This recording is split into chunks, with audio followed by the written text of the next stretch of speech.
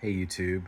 Um, First cut, I said, hey, Sorry, I can't open apps on this device. thanks. So yeah, No worries. I'm and here to help.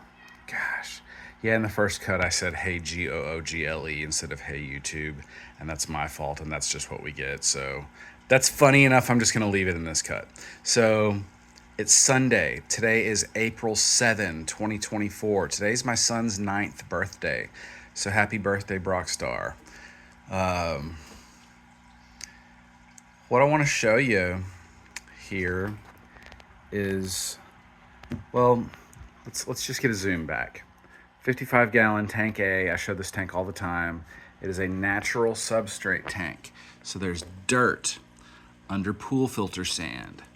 It is well stratified, meaning it has had time for stuff to settle and for the chain, the nutrient chain and exchange of nutrients to really begin the process where I don't have to fertilize this tank. I don't put any fertilizers in this tank, and I still have to pull out like a pound or a pound and a half of plant matter monthly.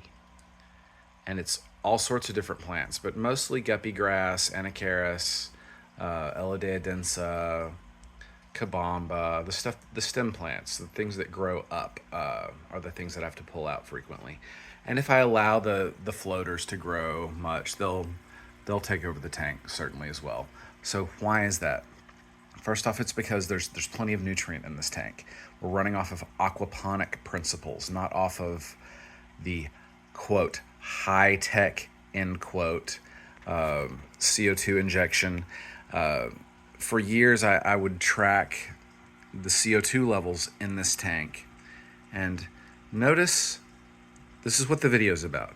Notice the purling. If you don't know what purling is, that is the tendency for plants when they're in sufficient conditions for photosynthesis to allow oxygen bubbles to form on the surfaces of the leaf structures or leaf-like structures of plants. And this is most common in fast-growing, furiously photosynthesizing plants. And that's kind of what I'm showing you. And this is going to happen when there's, first off, plenty of CO2 available, plenty of light available, and there's no shortage of nutrient. So we can see here, see the bubbles coming up?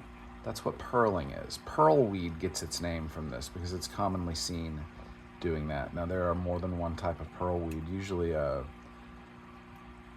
like dwarf baby tears are what we think of as pearlweed, but there are other pearlweeds. There are native pearlweeds here in my area in Arkansas. I've actually got some in another tank, but those plants are known for what they're doing here, purling. Now, many years ago, I thought this was a characteristic of a high-tech CO2 planted tank. It's not. It's a characteristic of plants that are in a situation where they can. And this is proof positive that you do not need carbon dioxide injection in a tank. This is proof right before your eyes. If you don't believe it, look more closely. Here, I'll actually zoom in more for you. This is proof of purling. Now, is this a low-tech tank? Not really. Why? Because it's actually more high-tech than what people call that, quote, high-tech, end quote, carbon dioxide injection type aquarium. What do I mean by that? Well, first off, this is easy mode. It's literally easy mode. The engineering was done on the front end of this aquarium, not on the back end. I don't have to add fertilizers. I don't have to buy fertilizers. I don't have to refill carbon dioxide tanks. I don't have to have a CO2 reaction going. Why? Because it's happening all by itself down in the substrate. How? The breakdown of organic matter in the substrate actually forms carbon dioxide. And it keeps an aquarium like this. If you were to run a CO2 drop checker, and I did this, like I said, for a long time in this aquarium. It wasn't actually in this corner, it was in the other corner, but just imagine there's a CO2 drop checker stuck to the glass in here with drop indicator solution inside a little inverted CO2 measuring device. What that does is it ranges from yellow to blue with kind of an olive green in between, and that's the sweet zone, is the olive green. That's the level of carbon dioxide in the water that we consider to be like the Goldilocks zone for plant growth. If you have too much, you can have problems. If you have too little, it can have problems. It turns out nature does this all by itself. And I'm going to say that again. It's rather profound. Nature does that all by itself. You just have to allow it to. The way you do is you put dirt under some pool filter sand. You're going to be putting some organic matter in that dirt, and you can use compost. That's kind of what I use. I actually go grab some like half decayed compost from under my compost pile. So I literally just walk outside like 10 steps out that way, I'm outside, and then another 10 steps I'm at my compost pile. And I like lift up the top layer and grab a shovel or so. Sometimes it's just a little like hand trowel. If I'm doing a small aquarium, I'll just get a little hand trowel of compost and then mix it into the dirt mix that I'm making. I also add some bone meal and some Epsom salts in small amounts. And when I'm starting out a tank, I know that it's going to take a while for this nutrient chain to begin flowing. So I throw in some slow release fertilizer, like some Osmocote. That's a father fish trick. The bone meal and Epsom salts are also, that method comes from him. So how did we get this? We started with Diane Wallstatt, 1999, The Ecology of the Planted Aquarium. Did I say that right? Looking on my shelf, I don't actually see the book right now. So anyway, she wrote a book in 99 about the freshwater ecosystem in a planted aquarium and how everything should basically be in balance. If we turn to nature, we get a model, and if we just follow that model, it is the recipe for success. So why would we do anything different from that? We deviate and try to like go, oh, we're humans, we're so smart, we can trick this little box of water into doing what we want. Well, you can forcefully do it in very unnatural methods, but why would you want to do that? It's expensive. It's going to take a lot of your time. It's going to require a lot of testing and extra effort and really like chasing your tail. Or you can go, wait a second, there's easy mode. And then you look outside and go, ah, that's easy mode. No one is out there taking care of that stuff, and it's all living just fine. And if there were no humans here, it would all be living better. Not just fine, but better, with nobody actually trying to care for it. So why is that? It's because all of these mechanisms and processes, when they're allowed to play out in conjunction with each other, biodiversity allows for all of the different needs and necessities to be taken care of. You just have to allow sufficient biodiversity such that that can happen. And then if we try to do it in a box, like a small box, a little microcosm like this, such as an aquarium, you may have to actually try and engineer on the front end all of this biodiversity and a method for this to happen. And the best way that we as aquarium hobbyists know of to do this is by starting with appropriate substrate. Put some natural dirt under some pool filter sand, mix it with some compost, just regular old dirt from outside.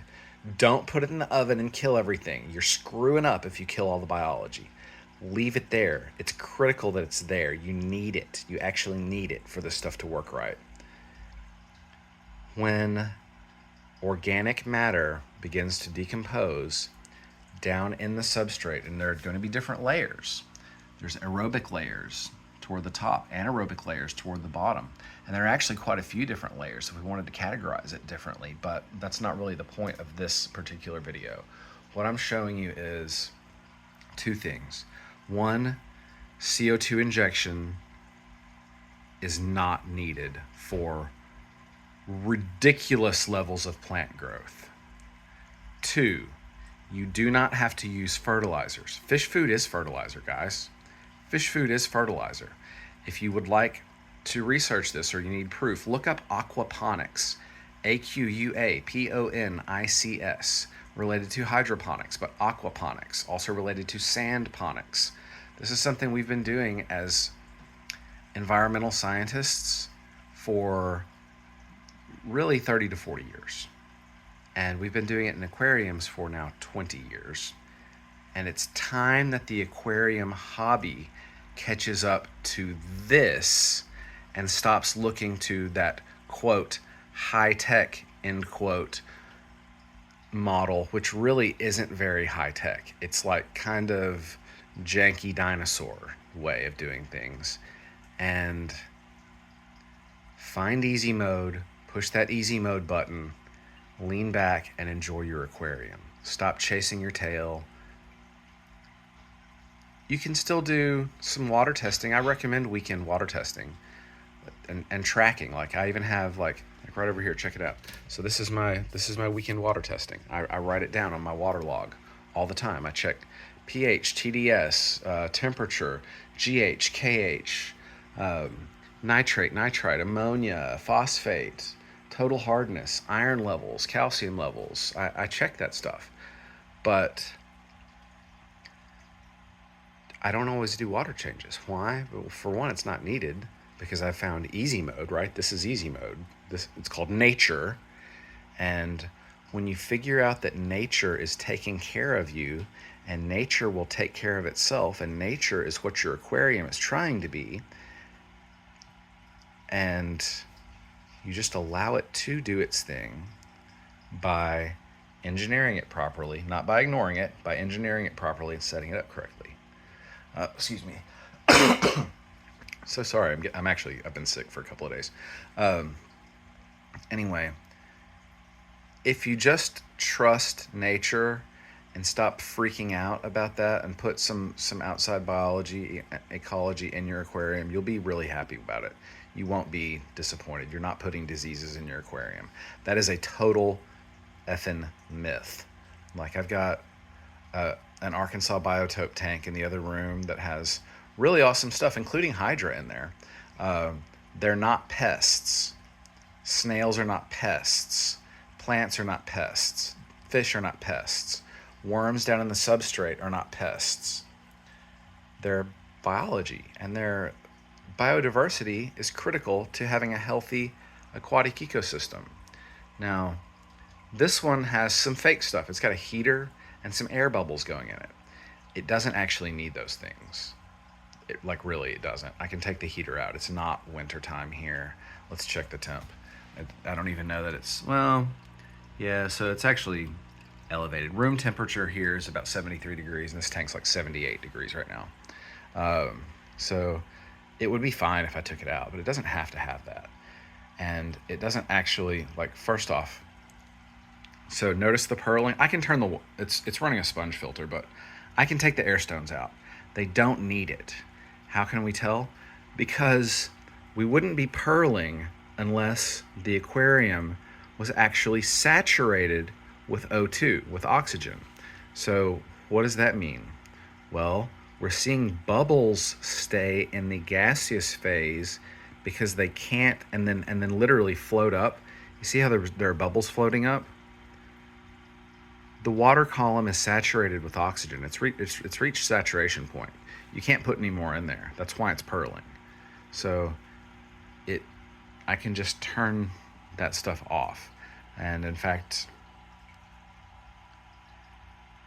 I don't really have a good reason for leaving the sponge filter in. It's not really doing a lot in a heavily planted aquarium like this, other than one thing. it's allowing for some water circulation, like a flow and churn. Anyway, if you guys like this sort of thing, give me a like or subscribe. I'm gonna jump out of here and talk to my mama who's calling me. So love you guys. Have a good day.